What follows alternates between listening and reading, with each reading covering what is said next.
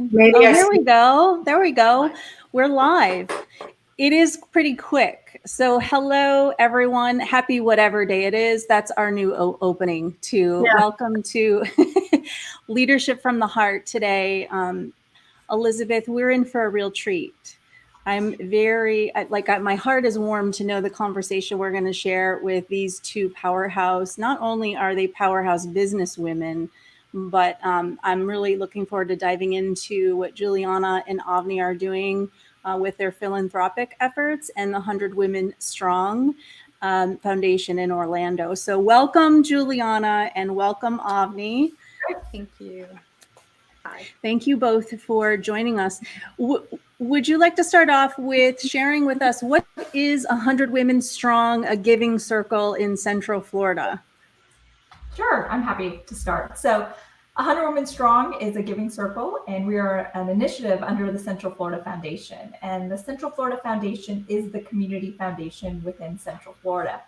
So people hear the word giving circle, and what does that mean? Well, that's what it means. It's a group of women who come together and they give. And women have always been givers, and giving circles is nothing new. You know, when you think about bake sales and when you look for donations and so forth, that's kind of like a giving circle. But the interesting thing about 100 Women Strong is we call ourselves venture philanthropists. And so when you think about, venture capitalists, what are they doing? You know, they're using their funds to have an impact on corporations. But what we're doing is we're using our funds to have a social impact. So we are venture philanthropists who focus on strategic philanthropy. So we're not check writers. We don't write checks based on things that tug on our heartstrings. We have this entire process that 100 Women Strong that focuses on data and evidence-based philanthropy that we focus on every year. And we've been doing it since the start in 2006.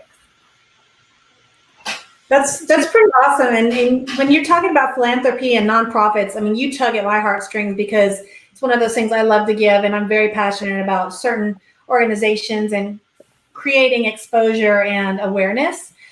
So tell us, kind of walk through that. Is it a membership? Is it how is it built up? How are you choosing the nonprofits you're supporting? What does that look like throughout the year?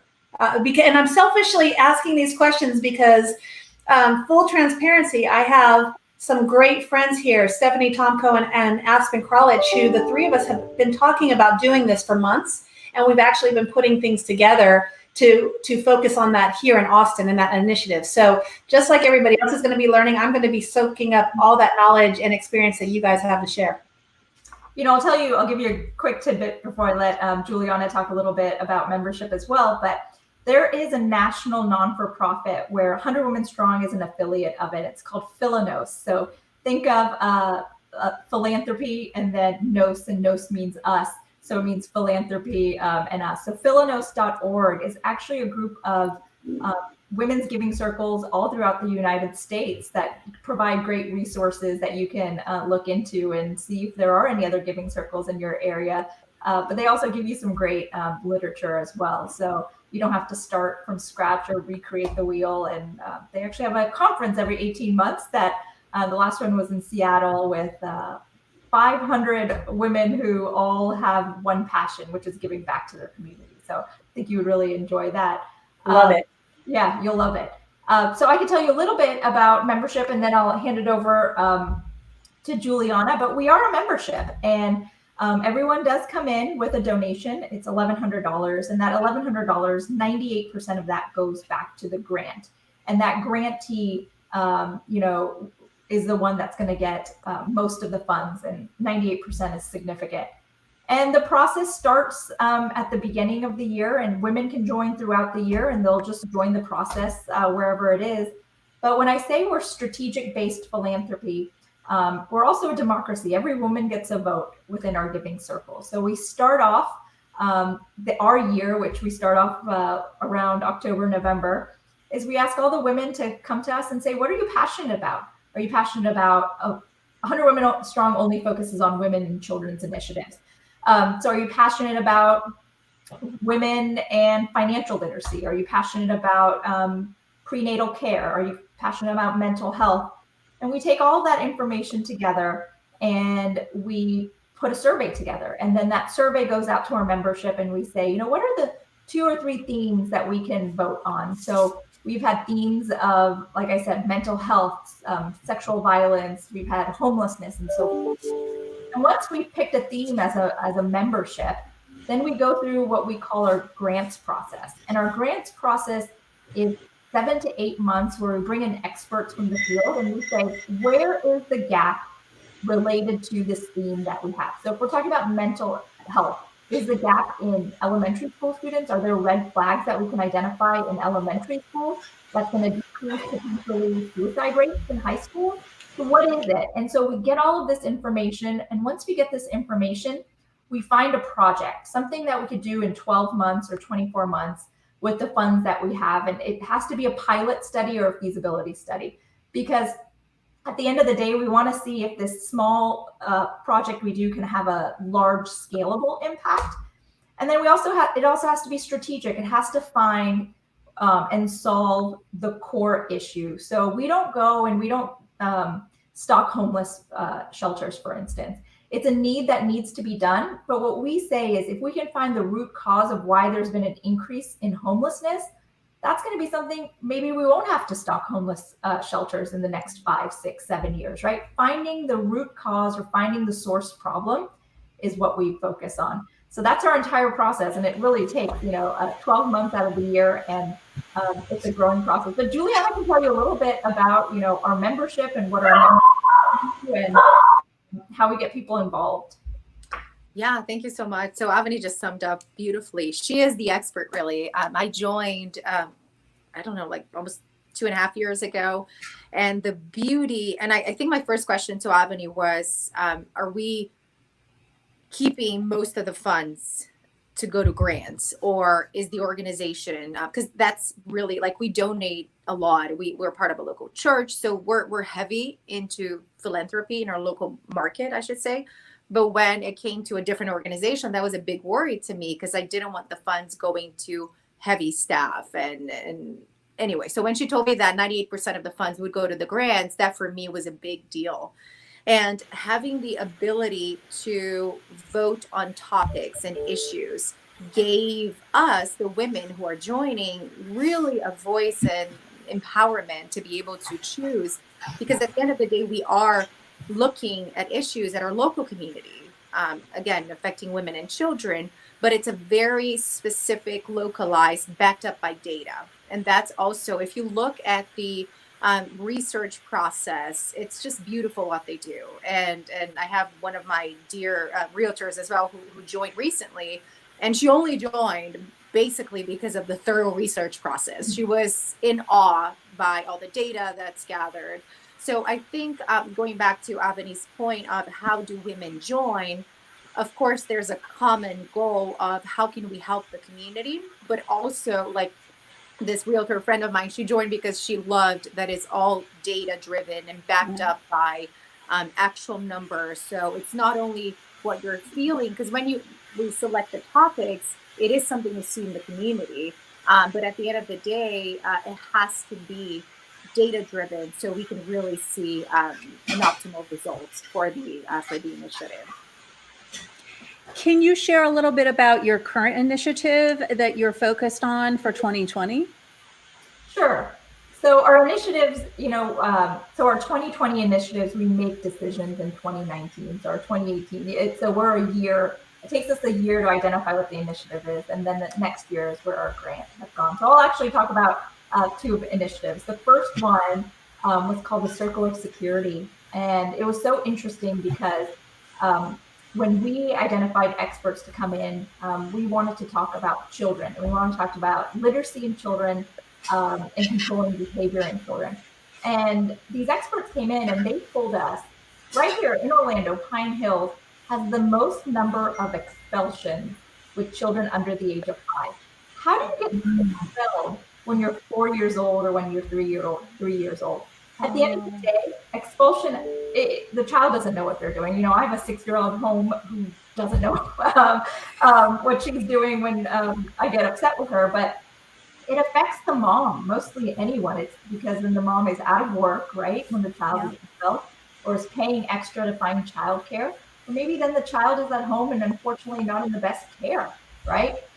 So when we identified that, we actually went out and we said, what can we do to decrease the number of expulsions with these children under the age of 5? And Pine Hills, if you ever ride down Pine Hills, that Pine Hills Road, it has 80 or 90 family-run daycares. And some of those, I've seen some are 24 hours. And so what we realized was, instead of seeing if we can have some type of program for the parents, because the children are actually at daycare probably more than they are at home.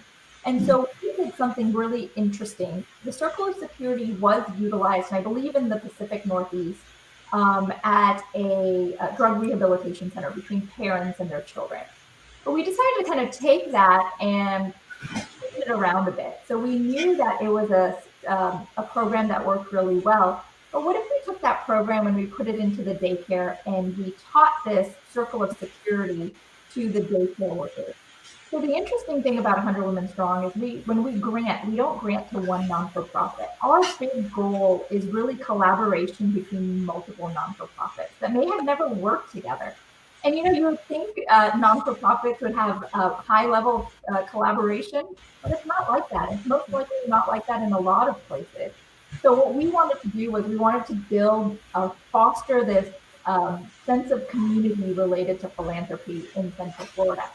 So we were able to work with UCF, we were able to work with the Early Learning Coalition, and we were able to work with 2 independently run daycares disability studies for us. And we were able to go in and we were able to, teach these caregivers, but also everybody there. So the person who cooks for them, the person who's cleaning, and maybe the person who's part-time that comes in, about what is the circle of security. And you and I probably do this with our kids, sit them down, try to calm them down when they have an issue. Because when children are scared, they have fight or flight, right? They either fight, they act out, or they flight, they go into a corner and then they don't learn. These children, they were telling us, were having fight or flight almost 60% of their time because of, could be, abuse, it could be drug abuse, it could just be high levels of stress in the home. And so we taught these caregivers how to bring them, how to feel secure, right? Very simple things. We taught them these little things, and these children flourished. I mean, they went from children who were having behavioral issues, not wanting to learn, to I would go in, every 3-4 weeks and just see the caregivers, and these kids would just love you and hug you, and we're just so excited. But the positive impact that we didn't even know was going to happen is these children started learning better. They started reading better, and they started learning their alphabets, and they started learning their numbers better. So that was a feasibility study we did in a small area, 60 kids, or probably about 45 kids. And then the next year we expanded it to about 100 children, and that's what we focused on. So that's kind of one study that we did. The one that we're doing right now, we haven't figured out officially what our grant is, but it's mental health in adolescents. And that, it has affected everybody. If you think about mental health, it affects women and children everywhere, everything from postpartum depression to children having high stress, especially in this environment, right? Now we're seeing domestic violence is increasing during this pandemic because people are home, people have lost their jobs, homeschooling is not easy, and financial stress and so forth. So we're really excited about what our grant is going to be once we finalize it. But mental health is what we're going to work on.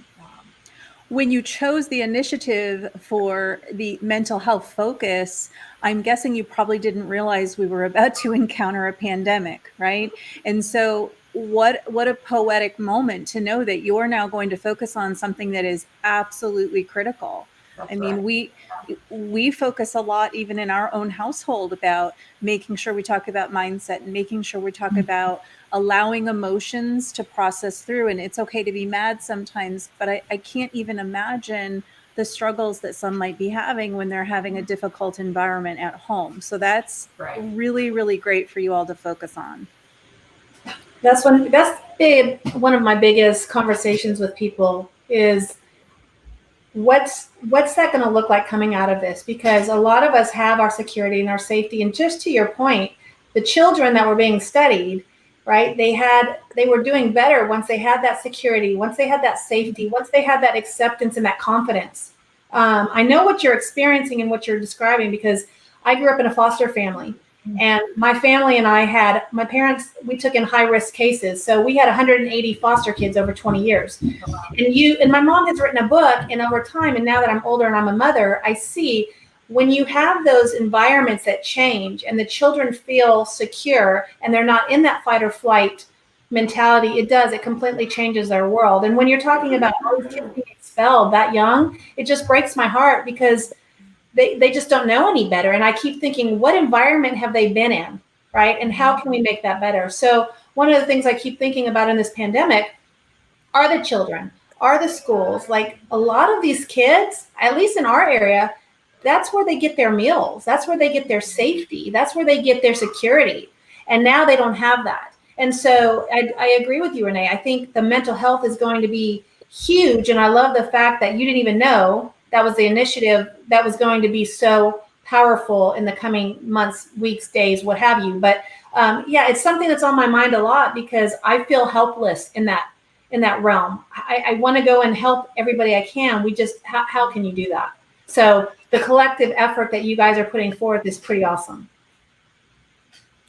On the topic of the pandemic, what have you experienced so far, or would you like to give a little bit of thought around how the pandemic might even affect your philanthropic efforts or the foundation's efforts as you move forward? Sure. Well, I'm really excited about a few things that the Central Florida Foundation is doing. So every, I believe it's Tuesday, don't quote me, but they're having a call. You can go onto the Central Florida Foundation website to talk about the community and COVID-related issues and who in the community and what non-for-profits really need your help. So that's great. From a Giving Circle perspective, of course, we always are concerned, as all non-for-profits probably are during tough and difficult times, are we going to lose a lot of our funding and are we going to lose a lot of our donors and supporters? And so far we have been very lucky. We haven't seen that, but we have to also make sure that we can support the community when the community needs it. And this is probably the biggest, at least in my lifetime, I can't think of any other issue where we've said philanthropy is going to be so important. We talk about things of intersection of philanthropy and, politics, but this is the first time we're seeing a significant intersection between philanthropy and medicine, right? And, you wouldn't think, and this is the first time we're seeing people who are, putting the Gates Foundation, for instance, it's putting millions and millions of dollars to help find a vaccine out there. And, several organizations have come out, Apple and Microsoft, saying we're going to put money to COVID-19. This is, again, the first time in history where you're seeing that intersection between philanthropy and medicine, and philanthropy and large corporations. And you're going to start seeing that here too. I've seen a lot of GoFundMe's recently where, saying how can we collectively help as a community for, our fellow entrepreneurs and our fellow non-for-profits. So this is the perfect time, I think, to get involved. And if you want to make an impact, and how do you make the biggest impact in your community? It's really through collective, right? My funds alone can fund something and make a slight impact. But if I could get 100 women together, or 200 women, or even better, 1,000 women together, all focusing on one initiative, it's not just the funds, but that brain power and that passion and that excitement that women bring to the table. It's just invaluable. Yeah, I agree. What are some of the roadblocks or the hurdles that you guys had to overcome while launching this initiative? Because this is, what I'm talking about, we're doing, it's on a smaller scale. What it sounds like you guys are doing, there's a lot that goes into it. And you're talking about having your plan set out a year in advance. So there's a lot of moving parts. What are some of the hurdles or the roadblocks that you didn't expect? How did you overcome them? If you were to look back and redo it again, what would you change, if anything? I think some of the hurdles would be, we are a completely volunteer-run organization. So when you have several women who have competing priorities, families, work, right, social life, and then philanthropy. So I think that's hard.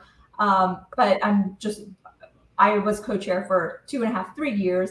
And I was just so blessed to have so many passionate women who wanted to join. So I would say that's one hurdle, is when you have just a volunteer run organization. But I would say really it's, finding a theme that makes everybody happy. We've been really lucky because we have come to a consensus year after year, but we're still small. We're about 90 women. I think, I know I'm not answering your question about the past, but I think in the future, what I am worried about is once we get to 1,000 women, Yeah.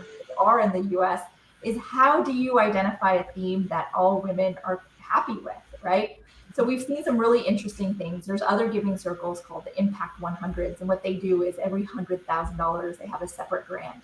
So if you do have 800 women, you have 8 different grants that are out there, and that's really exciting because when I think about those 3 topics that we were looking at in 2019, mental illness, mental health, sexual harassment, and literacy, we could have done all those 3, if we had 300 women that were involved. So growth has been a challenge for us. You would think a community like Orlando, we could grow quickly, but like I said, we haven't hit 100 women yet. And I don't know. I don't know if it's because, again, we're a volunteer run organization.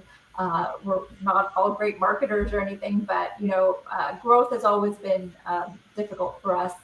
But when I came on board in 2013, we were 17 women. So we did go 17 to, mid 90s in I guess 6-7 years. So if I may add, I'm sorry, you, there's a delay on my thing. Sorry. Go If I may add right something to Avani's point, is that if you have a champion, and usually the chair or co-chair will be your champion for the organization as far as the leader.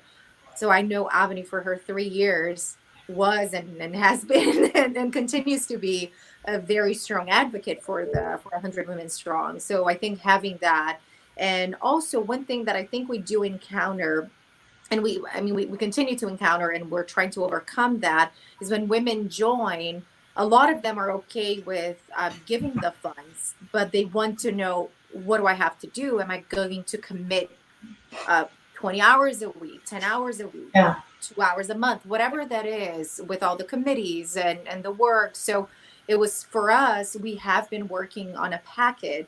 So the women know, if you would like to join this committee, this is what you should expect. If you would like to just volunteer for specific events, this is what you expect. If you would like just to donate funds, that's great.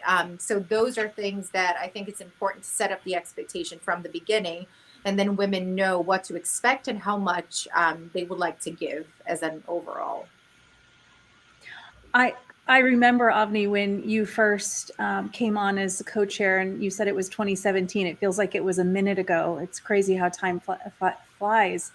But those 17 women, to hear that you've grown now to a foundation of 90 women in that short amount of time, I think you're being modest, because I know how much you pour in, and wow, that's so great that you've evolved the foundation to that level. Pat yourself on the back as an organization, because that's pretty phenomenal.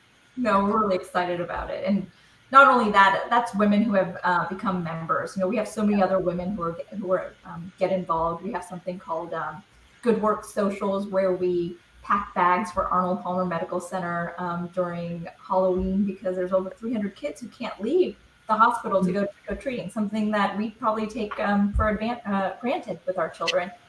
So we have hundreds of women and their children who come in to help us. So it's not only our members, but it's the community who has helped us to get to our goals in multiple ways, and who have helped our grantees as well. Avani, you just mentioned the Halloween bags for the hospital. That is a really good segue to another thing I know about the two of you, is how you involve your families. We're all moms on this panel, right? And so I think it's very inspirational when I know women who are they're not only putting effort into their philanthropic passion, but they're involving their kids, which I know you both do. And when you mention the packing the bags for Halloween for the hospital, I've been a part of that. But what's really cool is you invite all the kids as well. So I'm not sure who has more fun, myself or the kids, because the kids get to help, and it's a huge assembly line. And it's amazing how much can be accomplished in a very short amount of time. Can we talk a little bit about maybe your thoughts or your tips on how you continue to bring the kids into your passion with what you dedicate in your philanthropic effort? Both of you. I want to hear from both of you. I can tell you, like I said, the Halloween packing is a highlight for my kids and for me on an annual basis. But, I always say, what do I want my legacy to be? It's not the things that I can leave my children or the things that I can leave my company or, my family. It's really, how can I change my community, that small part of the map that we put our roots down in. And I want my children to know that. And the only way that I can really leave that legacy is to pass that along to them.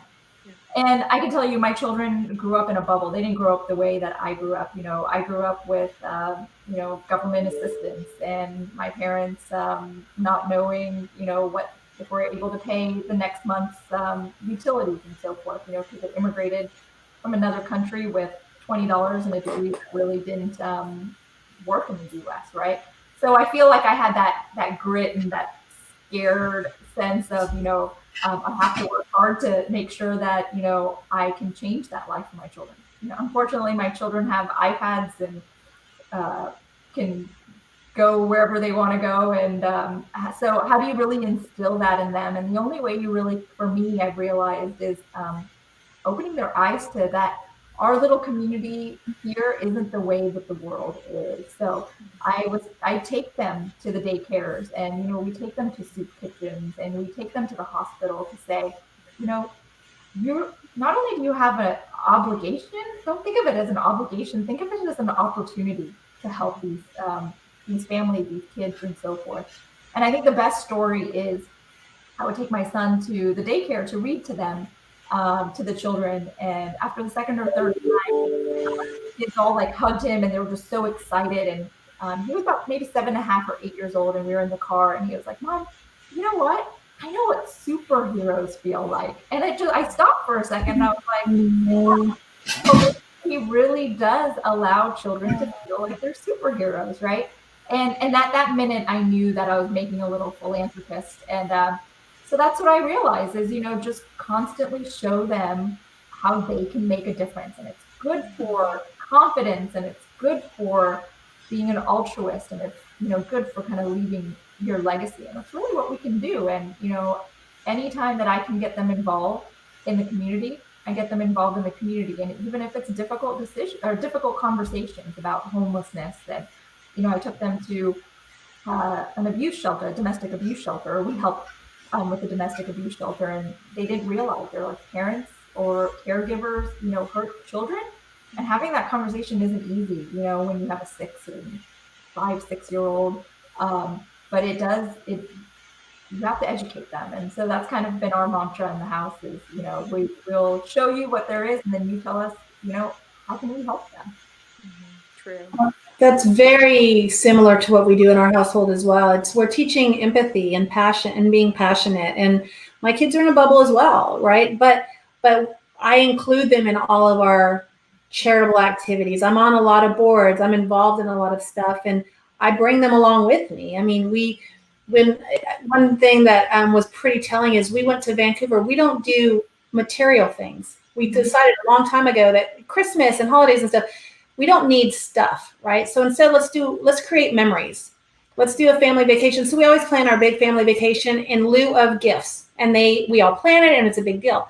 Well, one of our trips last year happened to be going to Vancouver, and we always go to places we've never been. And one of my clients said, "Have you ever been to Vancouver?" And I said, "No." And they said, "Well, it's gorgeous." And they were talking about all these beautiful things, but they said, "Stay away from Skid Row." And I was like, "Tell me about that." He was like, "Well, there's an area." And they told me exactly what areas, what streets to the T. Stay away from this. It's probably one of the hardest, most drug abused, most homeless, like just rock bottom you will ever see. And he was like, "You need to keep your children away from that." I said, "Okay." And as soon as I got home, I told my husband, I was like, "Hi, we're going over here when we're in Vancouver." And we took our kids there. And it was very eye-opening because being in that bubble, they don't know. And yeah, they're children, but at the same time, I think it's healthy to have those conversations. And it created, and my little 8-year-old still talks about that. "Mom, you remember that man that we saw?" right? And there's so many times that it allows for conversations here back at home. And I think we don't have to keep them in a bubble. We don't have to throw them into the ugliness of the world, and we can still keep them as children, right? But creating that legacy, creating great people that give back to our community, creating great teenagers that give back and help the smaller ones and adults. That's really what our family is focused on. And I love that you bring yours right along as well. Yeah. Yeah, for us has always been, I don't want my kids to feel guilty about being where they're at, but at the same time, how can we empower them to be better? I grew up in Brazil in a very, very good community, but literally next door, we're talking about New York City. São Paulo is like the bigger than New York. So you have a great, beautiful neighborhood, and then next to it, it's something really bad. So I grew up watching that, even though you are in a great area, but you grow up seeing that. So you see poverty, you see people on the street, people asking. So naturally, you know that there are different people that you need to help. You need to do something for the community. To be honest, in the US in general, you're not exposed to that in that type of environment. So like what Avani said, just bringing, and you also, Elizabeth, bringing them to the efforts and to instill in them the desire to help others without the consequence of, I'm going to do this because it makes me feel so good. No, you do this regardless of if it makes you feel good or not. It is good for the community. So what we do also, and it's a big thing for me, do we send money to missionaries in Africa? Yes. To Nepal? Yes. But how can I help my neighbor literally next door who I know lost his job because of Disney? So what do? Let's cook. Let's do something. That's something I love to do. So let's cook, let's bake a cake. Let's take it next door. I mean, we wrap it around and make sure it's safe. But at the same time. Do you deliver, Juliana? Can you please send some over here too? I've been like on a delivery streak with everything, quiches, and, because I know some people, they just, at the end of the day, we need whatever makes sense to you. I think that's what matters, for them to have a feel of your neighbor and what are they in need for. We delivered on their little truck toilet paper in the end of beginning of third week of March. We were delivering toilet paper. I know that was scarce, and we had, because of our business, we had a bunch. So we delivered like 2 rolls of toilet paper to our neighbors. And they did, the kids, I was just with them. So little things, but I think it makes a huge difference to them growing up. I love that. One thing that I tell my kids often is, philanthropy is not about money. It's about time, treasure, and talent, right? Yeah. So giving your time, treasure, which is money, but also your talent, what are you good at? And if you can kind of instill that in your children, because there have been so many times when I've talked to young women, when I ask if they want to join 100 Women Strong, they say, gosh, I don't have the money for it. Or, I'm not a philanthropist. What's a philanthropist? But a philanthropist is anybody who, can make an impact in their community with time, treasure, talent. And that's really important to teach at a very young age, that, philanthropists just aren't people who have a lot of money to give, right? It's people who care about their community and in some way want to impact it.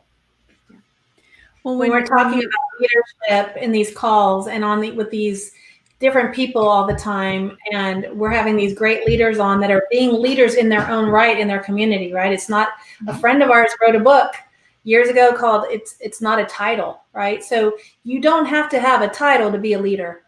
And what you are saying, and we absolutely all agree, is you're being leaders within your community and you're helping others, but you're also growing leaders in your children, right? You're showing them what leadership is. They're watching our movements. Even if we're not talking to them directly, they're watching. And so for me, that's what's so powerful. It's like, okay, I want to be a leader in my community. That doesn't have to be, that doesn't fit in a box. And I want my children to grow up to be leaders in the way, because that's what we're all going to do to be successful in a bigger way, in helping the globe and our community and our families and our neighbors. So I love that we're all leaders in our own right, but our children are going to be leaders because they're watching us as we take it day by day. That's right. Yeah.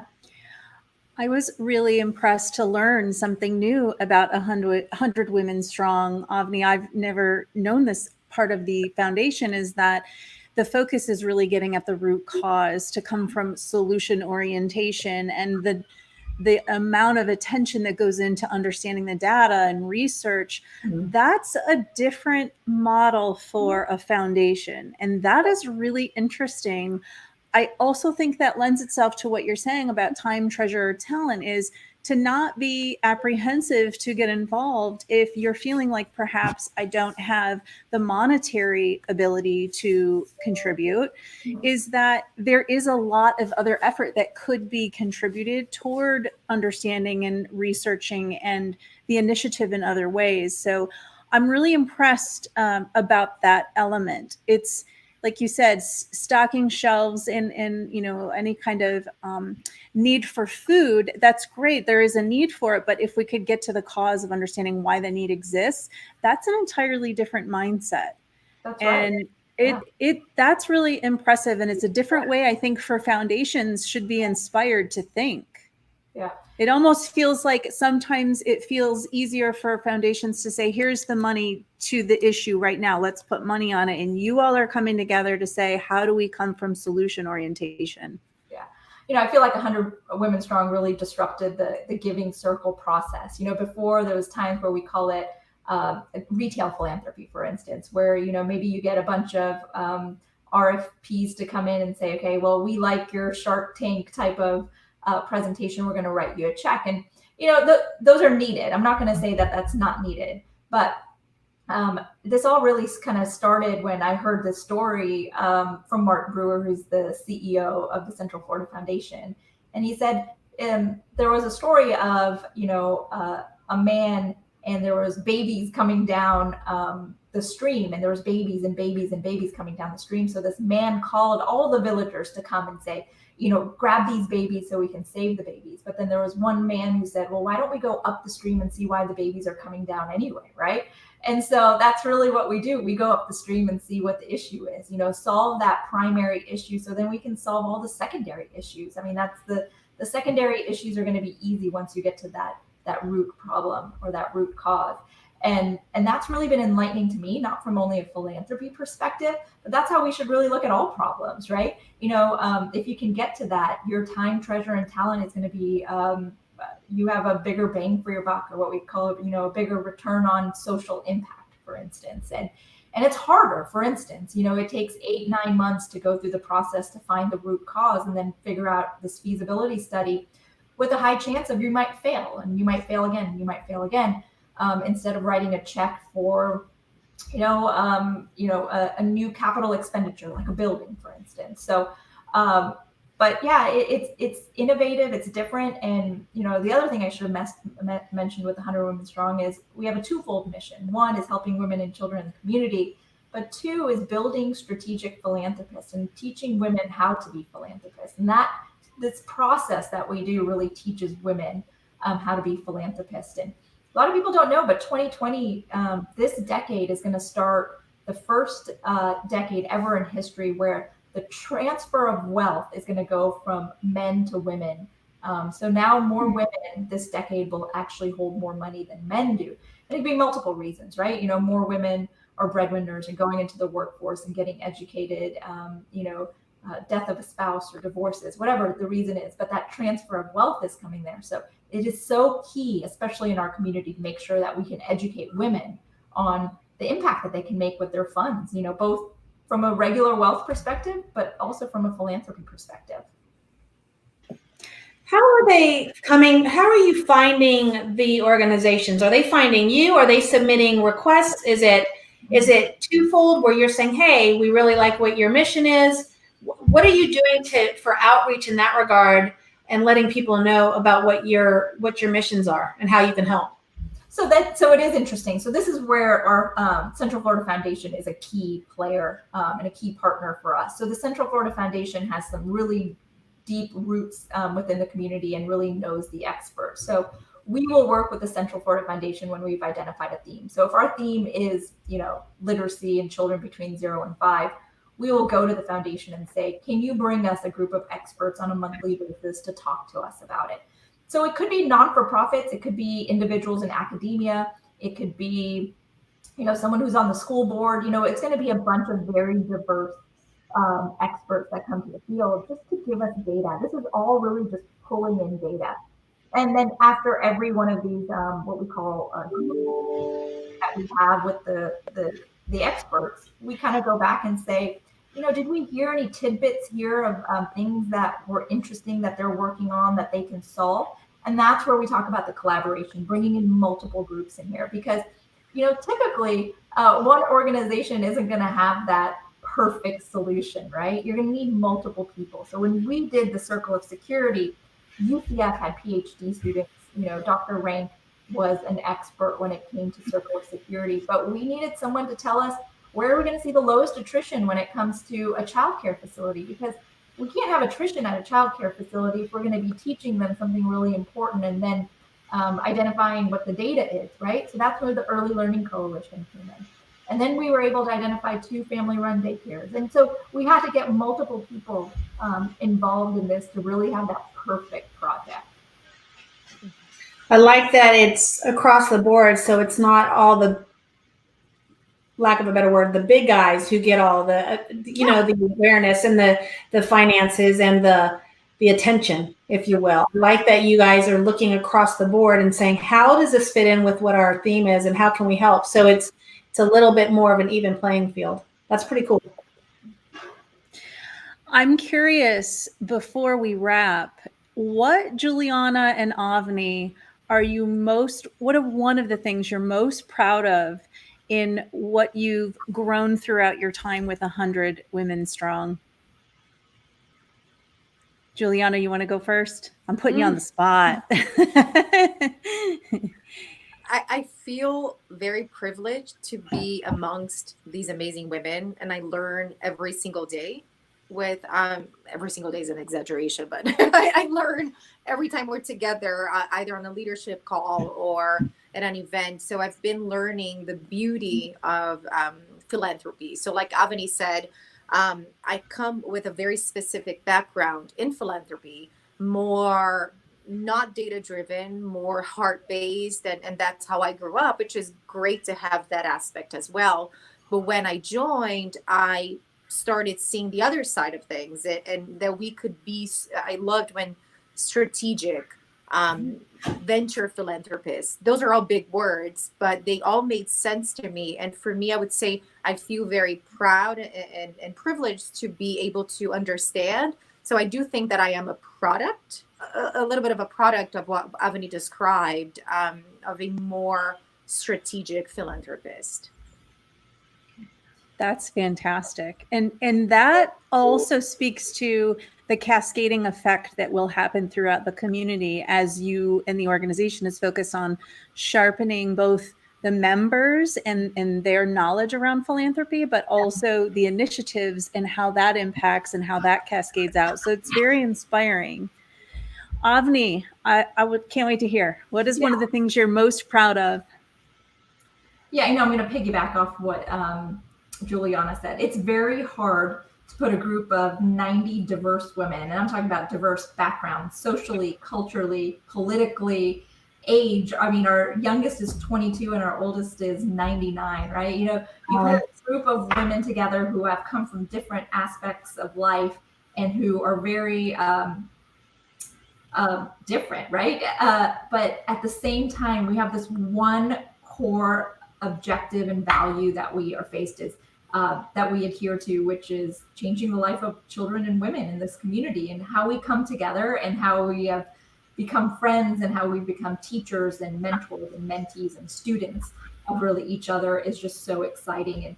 And having that relationship, the impact that we make to the community is phenomenal. So when I get to go back to the daycare, or when I get to go back and talk to some students that I've met through 100 Women Strong and seeing how far they've come, I kind of reflect on they have allowed us to do this, right? We are philanthropists and they are, the grantees, but is it really that way? How much they've taught us during this process and how much we have grown as a community is so, it's awesome and it's special. And I'm so glad that we have a group of women like this in our community who is forward thinking and innovative and disruptive, that we can really make these changes and that we can think past the the tugging at the heartstrings and saying, how are we going to use these funds that we have, being conservative fiscally, but then also making sure that it's going to have the biggest impact. So sometimes risks, right?